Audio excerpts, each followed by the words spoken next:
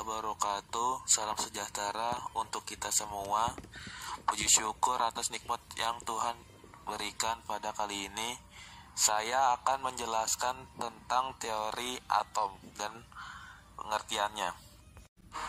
Saya berada di kelompok 5, terdiri dari nama Ardi Khairuddin, Mahendra Pratama, Julfikar, Jonathan Rahendra Tama, Melisa Payung, dan Irnata Abitama. Atom terdiri 5, yaitu atom Dalton, atom Thomson, atom Rutherford, atom Bohr, dan atom mekanika kuantum. Teori atom. Dalam ilmu kimia dan fisika, teori atom adalah teori saintifik terkait sifat alamiah materi yang menyatakan bahwa materi tersusun atas unit terkecil yang disebut atom.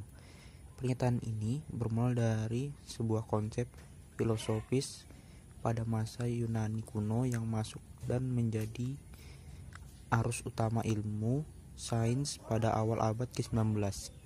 Ketika ilmu kimia membuktikan bahwa materi berperilaku seperti tersusun atas atom-atom. Istilah atom berasal dari kata sifat dari bahasa Yunani kuno, atomos, yang berarti tidak dapat dibagi. Para kimiawan pada abad ke-19 mulai menggunakan istilah ini untuk menjelaskan berat relatif dari satuan massa pada setiap unsur kimia. Setiap kelipatannya membentuk sebuah rumus yang menentukan susunan gravimetri dari molekul yang ada pada senyawa kimia. Sekitar masa pergantian abad ke-20, para fisikawan menemukan bahwa apa yang disebut atom yang tidak dapat dipecah sebenarnya adalah gabungan berbagai partikel subatom, terutama elektron, proton, dan neutron, yang dapat ada secara terpisah dari satu sama lain melalui berbagai eksperimen menggunakan elektromagnetis dan peluruhan radioaktif. Bahkan pada suatu keadaan ekstrim tertentu, seperti bintang neutron yang memiliki suhu dan tekanan ekstrim, atom tidak dapat terbentuk sama sekali. Karena atom yang ditemukan dapat dibagi, fisikawan kemudian menciptakan istilah partikel elementer untuk menyebut partikel yang tidak bisa dibagi. Bidang ilmu yang mempelajari partikel subatomik adalah fisika partikel. Dan di bidang ini, para fisikawan berharap dapat menemukan sifat dasar sejati suatu materi. Struktur atom. Berbicara tentang teori atom, tidak bisa dipisahkan dari struktur atom itu sendiri. Struktur atom adalah satuan dasar materi yang terdiri dari inti atom dan awan elektron dan dengan muatan negatif serta mengelilinginya. Inti dari setiap atom mempunyai campuran. Campuran yang ada di dalam inti atom merupakan proton dengan muatan positif dan neutron dengan muatan netral. Elektron yang mengelilingi inti atom akan terikat karena adanya gaya elektromagnetik. Tidak hanya itu, sekumpulan atom lainnya akan terikat dengan gaya elektromagnetik yang sama hingga membentuk sebuah molekul. Dengan demikian, teori atom tidak bisa dilepaskan dari gaya elektromagnetik. Gaya elektromagnetik memiliki pengaruh besar terhadap teori atom. Struktur atom itu sendiri mengalami perkembangan dari waktu ke waktu. Perkembangan teori atom dilakukan untuk menyempurnakan teori sebelumnya. Pada tahun 1800 mulai ditemukan beberapa penemuan yang terkait dengan teori atom yang baru. Terdapat beberapa perkembangan yang berhubungan dengan teori ini. Salah satunya adalah teori ini dikembangkan oleh beberapa tokoh yang berbeda. Tokoh-tokoh pada perkembangan teori atom memiliki pemikiran yang berbeda-beda. Yang pertama, teori atom Dalton. Tokoh pertama yang mengawali perkembangan teori atom ialah John Dalton. Ia menyatakan pendapatnya tentang atom pada tahun 1803. Kemunculan teori atom Dalton membangkitkan rasa keingintahuan terkait dengan penelitian beragam jenis atom. Isi teori atom John Dalton sebagai berikut. Yang pertama, atom adalah bagian terkecil dari suatu unsur-unsur dan tidak dapat dibagi lagi. Yang ketiga, Atom bergabung dengan atom lainnya untuk membentuk molekul dengan perbandingan bulat dan sederhana. Yang kedua, atom-atom sejenis mempunyai sifat yang sama, sedangkan atom-atom dengan unsur tidak sejenis memiliki sifat yang berbeda. Dalam reaksi kimia, terjadi penggabungan atau pemisahan atom. Yang kedua, atom unsur yang satu dengan atom unsur yang lainnya tidak bisa dideskripsikan. Teori atom Dalton memiliki beberapa kekurangan. Di antaranya, yang pertama, tidak bisa menggambarkan bagaimana cara atom saling bergabung. Yang ketiga, hubungan senyawa antara larutan senyawa dengan daya hantar arus listrik tidak bisa dideskripsikan, atau sifat listrik materi tidak bisa dideskripsikan. Penemu atom Dalton. John Dalton FRS adalah seorang ahli kimia, ahli fisika, dan ahli meteorologi Inggris. Dia terkenal karena telah memperkenalkan teori atom ke dalam kimia dan untuk penelitiannya tentang buta warna. Kadang-kadang disebut sebagai Daltonisme untuk menghormatinya. Meninggal pada tanggal 27 Juli 1844 di umur 77 tahun di Manchester, Lancashire, Inggris. Lahir pada 6 September 1766 di Eaglesfield, Cumberland, Inggris. Berkebangsaan Inggris, dikenal karena teori atom, hukum perbandingan ganda, hukum Dalton dari tekanan parsial, dan Daltonisme. Penghargaan yang diterima yaitu Royal Medal pada tahun 1826. Teori atom Thomson. Dalam perkembangannya, Thomson memperbaiki kekurangan-kekurangan yang ada pada teori atom Dalton. Pada tahun 1987, Thomson menemukan partikel yang bermuatan negatif dan disebut dengan elektron. Elektron merupakan penemuan yang bertujuan untuk memperbaiki kekurangan teori atom sebelumnya. Teori atom Thomson berawal dari penemuan tabung katode oleh William Crookes. Dari penelitian yang sudah dilakukan Crookes, Thomson mengembangkan penelitian tentang sinar katode di laboratorium Cavendish. Setelah selesai dan mendapatkan hasil dari penelitian yang dilakukan, Thomson menemukan bahwa sinar katode adalah sebuah partikel. Secara garis besar, teori atom J Thomson dapat disimpulkan menjadi berapa garis besar. Berikut inti dari teori atom Thomson. Atom bukanlah bagian terkecil dari suatu zat. Massa elektron atom lebih kecil dari massa atom. Secara keseluruhan, atom bersifat netral. Hal ini dikarenakan muatan atom positif dan negatif yang ada pada atom sama dan suatu atom tidak memiliki muatan positif, negatif, dan yang berlebihan. Atom dengan muatan positif akan disebarkan secara merata di seluruh bagian atom. Kemudian atom itu dinetralkan oleh elektron-elektron yang disebarkan di antara muatan positif. Berikut beberapa kekurangan teori atom Thomson. Teori atom Thomson tidak bisa menjelaskan bagian susunan muatan positif dan jumlah elektron yang ada dalam bola. Inti atom tidak dapat dijelaskan. Joseph John Thomson 1856 sampai 1940, ia ilmuwan yang lahir di Chesham Hill, di mana ia diangkat sebagai profesor fisika eksperimental sejak 1884. penelitian membuat penemuan elektron. Thomson mengetahui bahwa gas mampu mengantarkan listrik. Ia menjadi perintis ilmu fisika nuklir. Thomson mengenakan hadiah Nobel fisika pada tahun 1906. Teori atom Thomson bisa disebut dengan sebutan teori rotikismis, di mana teori rotikismis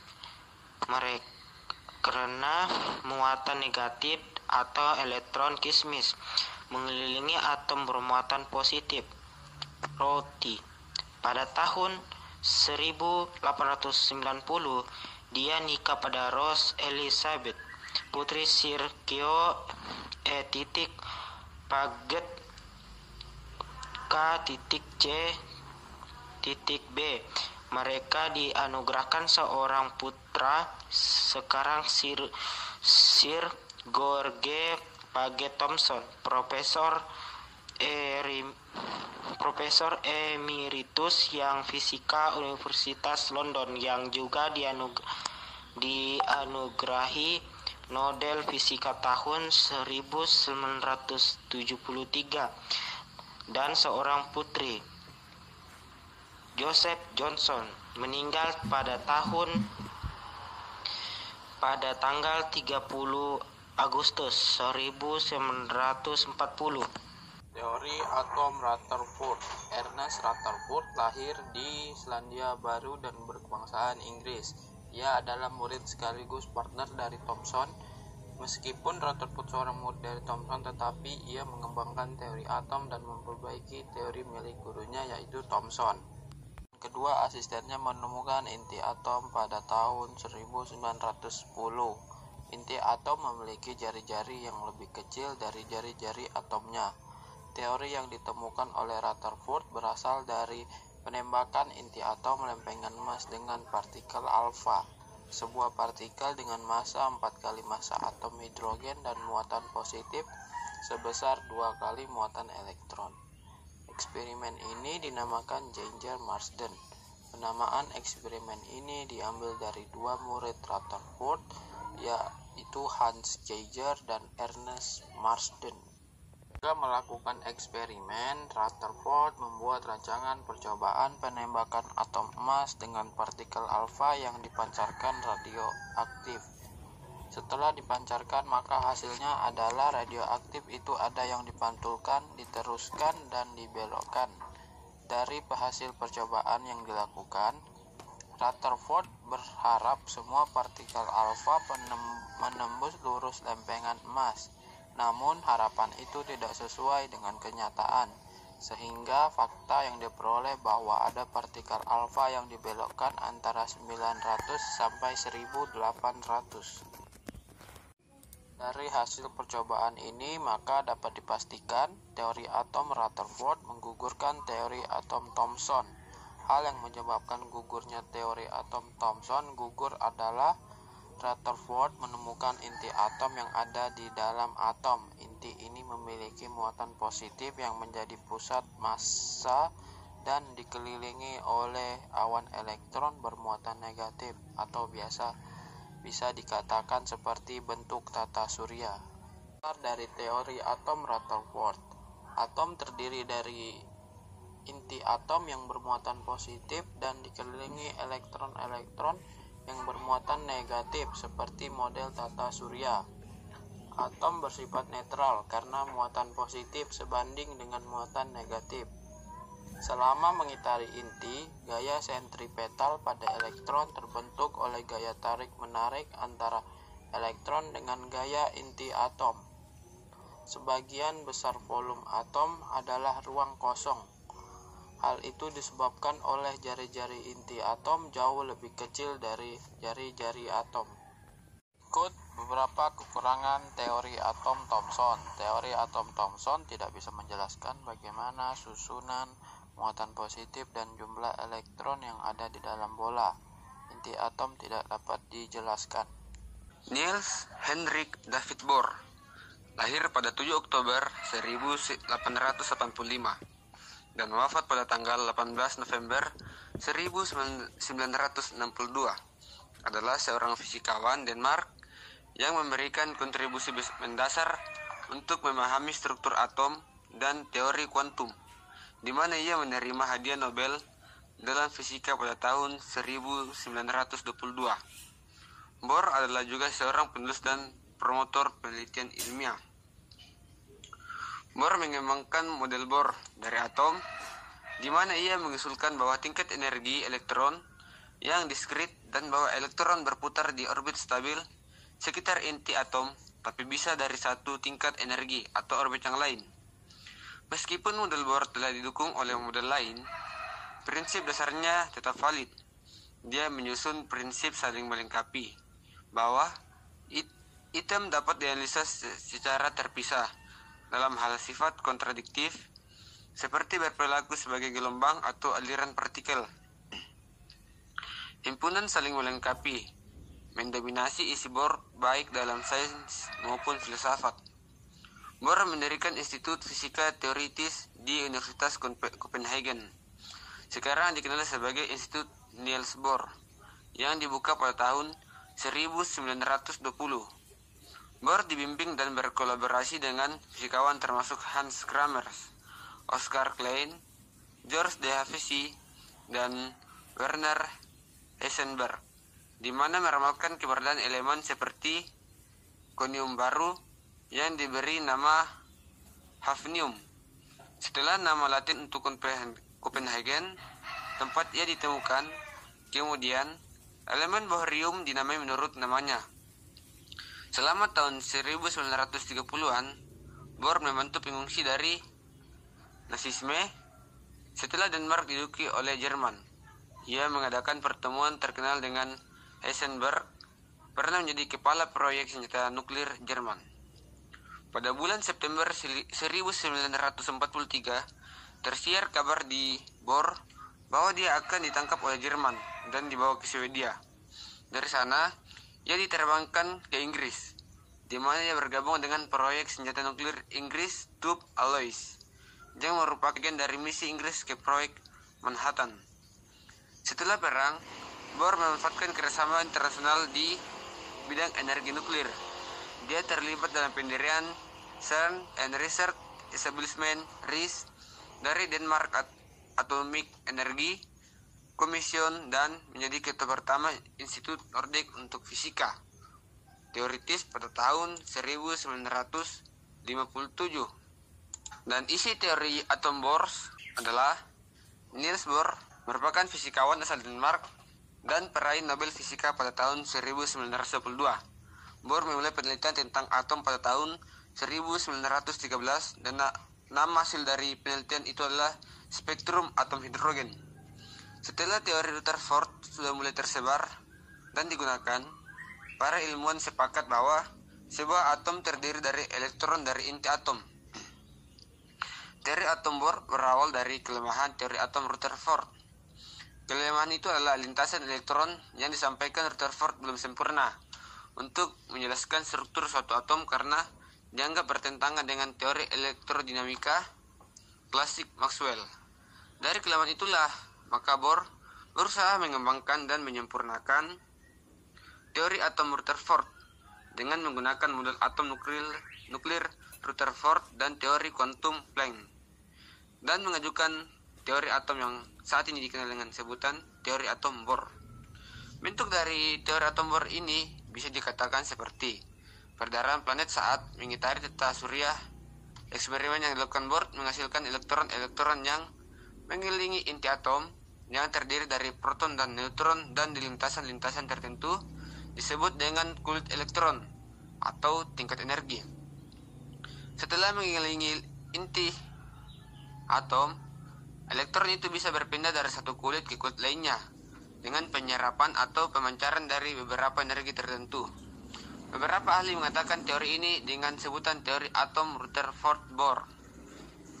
Inti dari atom Bohr dapat disimpulkan menjadi 4 inti, yaitu elektron mengelilingi atom pada orbit tertentu. Kedua, selama berada dalam lintasan, energi elektron tetap sehingga tidak ada energi yang diserap dan dipancarkan. Ketiga, Elektron hanya bisa berpindah dari satu kulit ke kulit lainnya dengan menyerap atau memancarkan energi. Lintasan-lintasan yang diperbolehkan elektron adalah lintasan-lintasan yang mempunyai momentum sudut kelipatan bulat dari H2V atau V-nya sama dengan 3/14, 3/14. Teori atom Bohr memiliki beberapa kelemahan, yaitu teori atom ini tidak dapat menerangkan spektrum atom yang lebih besar daripada hidrogen.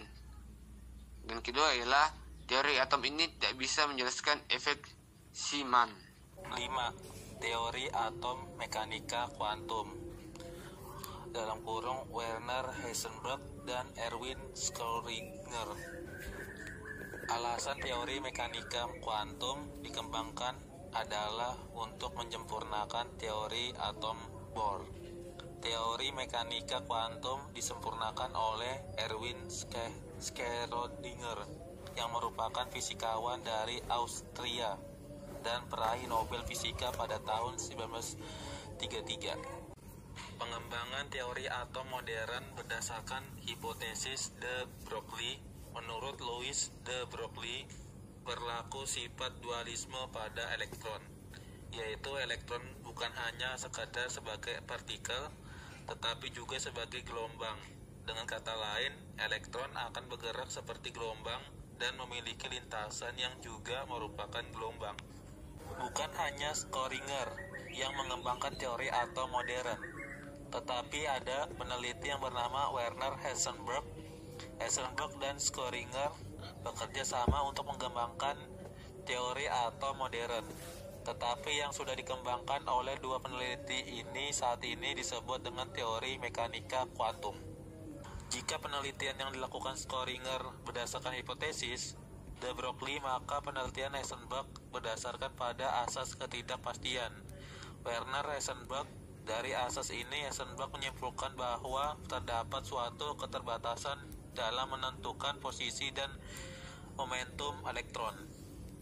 Teori ini dirumuskan dalam berbagai rumus matematika yang dikembangkan. Salah satunya sebuah fungsi matematika, yaitu fungsi gelombang. Mereka memberikan informasi mengenai amplitudo, probabilitas dari posisi, momentum, dan properti fisik lainnya dari sebuah partikel. Aplikasi penting dari teori kuantum diantaranya adalah magnet superkonduktor, diode pancaran cahaya atau LED, laser, transistor, dan semikonduktor seperti prosesor mikro, pencitraan penelitian dan medis seperti magnetic resonance imaging, dan Microsoft Electron. Kali ini saya akan menjelaskan penemu dari kuantum mekanika, yaitu Werner Karl Heisenberg dan Erwin Schrödinger. Werner Karl Heisenberg dalam kurung 5 Desember 1901 sampai 1 Februari 1976 adalah seorang ahli teori subatom dari Jerman, pemenang penghargaan Nobel dalam fisika 1932. Pada tahun 1927, ia memikirkan sifat kuantum dasar pada elektron. Ia mewujudkan bahwa tindakan pengukuran sifat elektron dengan menembakkannya dengan sinar gamma akan mengubah perilaku elektron. Ia menghubungkannya dalam persamaan menggunakan tatapan Planck dan menyebutnya teori ketidakpastian. Saat banyak orang memperhatikan gagasan ini, akhirnya diterima sebagai hukum dasar alam. Werner Karl Heisenberg lahir pada 5 Desember 1901 dan mengembuskan terakhir pada 1 Januari 1976 di Jerman. Alma mater beliau di Universitas Munich 1923 pada zaman filsafat abad ke-10. Erwin Schrödinger. Erwin Rudolf Joseph Alexander Schrödinger, Agustus 1887 sampai 4 Januari 1961. Kadang-kadang ditulis sebagai Erwin Schrödinger atau Erwin Schrödinger.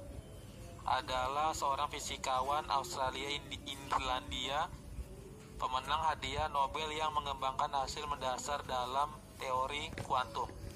Persamaan Schrödinger menyediakan cara untuk menghitung fungsi suatu sistem dan bagaimana perubahannya secara dinamis terhadap waktu. Selain itu, ia menulis banyak karya tentang berbagai aspek fisika, mekanika statik dan termodinamika, fisika elektrik, teori warna, elektrodinamika, relativitas umum, dan kosmologi. Dan ia melakukan beberapa upaya untuk membangun teori medan terpadu. Dalam bukunya, Apa itu Hidup?, Schrödinger membahas masalah genetika. Melihat fenomena kehidupan dari sudut pandang fisika, perhatian besar pada aspek filosofi ilmu pengetahuan, konsep filosofis kuno dan oriental, etika dan agama. Dia juga menulis tentang filsafat dan biologi teoretis. Ia juga dikenal dengan eksperimen pemikiran kucing Schrödinger. Erwin Schrödinger lahir pada tahun 12 Agustus 1887 dan meninggal pada tahun 4 Januari 1961 di Wina, Austria. Dan sekian, terima kasih.